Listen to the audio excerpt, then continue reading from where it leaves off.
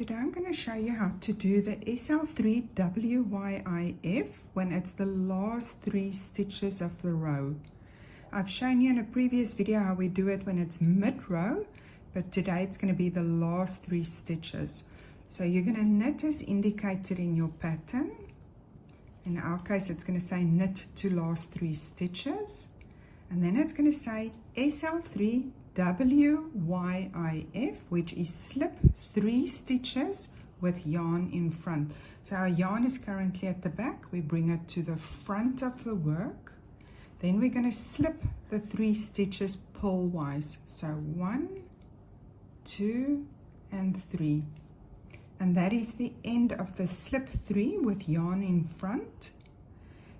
Then when you turn your work around, we need to take the yarn around to knit as indicated in the pattern.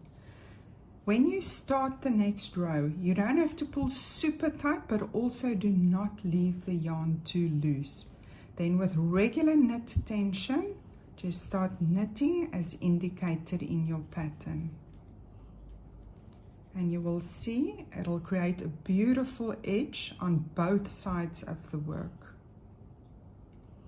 And that is how you do the SL3WYIF when it's the last 3 stitches of a row.